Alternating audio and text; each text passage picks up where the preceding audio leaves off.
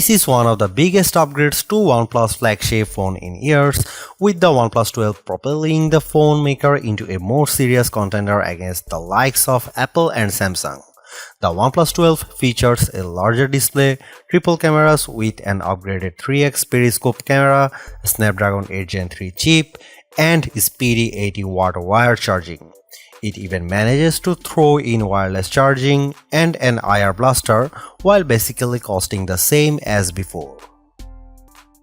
For the price, the OnePlus 12's 6.82-inch 2K Pro XDR display has its share of delights, including OnePlus claim that the screen can reach an unheard of 4500 nits peak brightness.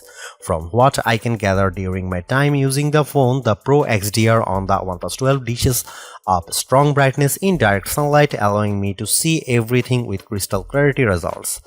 I'm still skeptical about the phone reaching that 4500 nit peak, but I'll be content if it can eclipse the 1300 nits of brightness that the OnePlus 11 produced with its display. Paired with a 120Hz display refresh rate, I find the OnePlus 12 suitable for intensive gaming where there is a lot of action happening on screen. Everything flows smoothly, making the most demanding games look fluid.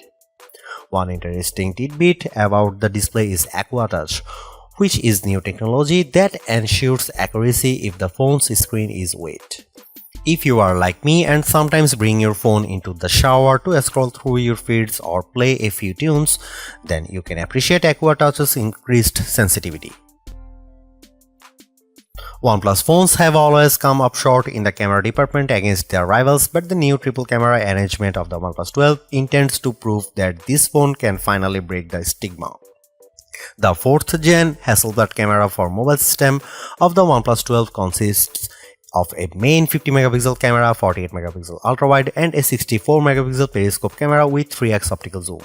The telephoto camera is an iterative improvement over the OnePlus 11's 32MP 2x telephoto zoom, but I am happy to report that just about every performance metric around the cameras is better than before.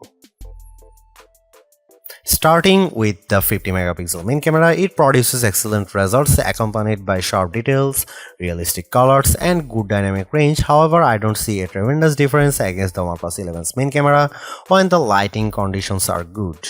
The 48MP ultrawide camera on the OnePlus 12 also holds up well, especially in high contrast scenes that have strong sources of light. The above photos from the OnePlus 12 and 11 shows they have evenly matched at balancing the overall exposure of the scene. The biggest improvement in my opinion centers around the new 64MP periscope camera that bumps optical zoom capabilities to 3x compared to 2x on the OnePlus 11.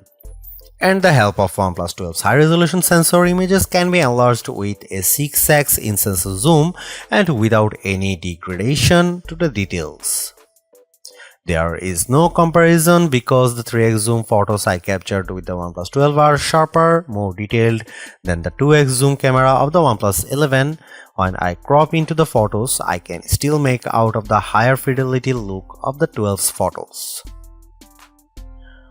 Low light performance is a toss-up because I noticed that the OnePlus 12 has a tendency to underexpose scenes and cast a warmer color temperature compared to the OnePlus 11. You can see it in the photo. Here are some camera samples of the OnePlus 12 and other phone comparison. OnePlus certainly caters to enthusiasts because there are plenty of shooting modes and controls to access. In addition to a dedicated Pro mode that lets me adjust the shutter speed, focus, and ISO level, you also get a dedicated movie mode with a flat color profile option. Overall, the OnePlus 12 makes considerable gains everywhere around the camera to undoubtedly prove it's better than last year's model. That's a win in my book. But there is more to camera phones now than just producing the best photos. In an era where AI-assisted photo and video editing is being deployed on more phones, the OnePlus 12 misses its opportunity to get on board in this area. You won't find an AI photo features like the ones on, say, the Galaxy S24.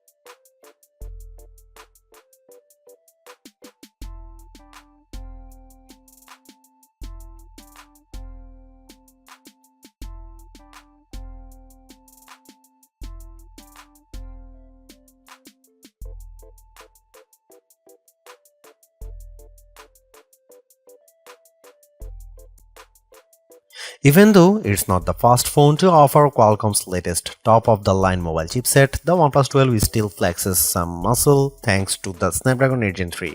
Basic operations such as scrolling through the interface and running apps are all accompanied with tight responses. It also helps that the OnePlus 12's 120Hz refresh rate smooths out all animations to make them look more fluid. After running all the usual synthetic benchmark tests, we can confirm that the Snapdragon 8 Gen 3 is no slouch in the graphics processing department, averaging a wicked fast 170 frames per second with the 3D Mark Wildlife Unlimited test. Its score of 90,572 is also better than what the iPhone 15 Pro and Galaxy S23 Ultra can produce. Impressively, the OnePlus pulls out amazing figure with Geekbench with its single and multi-core scores of 2188 and 6525 respectively. Although it took 59 seconds for the OnePlus 12 to render a video in Adobe Rush Premiere, that also trails the faster render times of the iPhone 15 Pro and Galaxy S23 Ultra. I am not one to always lean on the scores of synthetic benchmark tests, so I am happy to report that the OnePlus 12 runs graphically intensive titles like Diablo Immortal almost flawlessly. I am not hung up on the Geekbench scores as much, knowing that the phone has yet to do anything that would indicate it's sluggish in everyday usage. I am ecstatic to see that the OnePlus listens to its fans and critics because it brought back wireless charging to the OnePlus 12. It's satisfying return because the OnePlus charges at the ridiculous wireless rate of 50 watt, besting everything else out there in the market.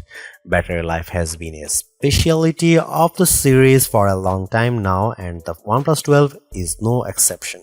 Packaged with a 5400 mAh battery, it's able to confidently get me through an entire working day without the need to recharge. On average, I find it at about 25% capacity on most working days. It's undeniably better than what I get with the other phones, but it will truly prove its endurance after being put through proper benchmark testing. In our battery benchmark test, OnePlus 12 resulting in an absolute monster time of 17 hours and 41 minutes.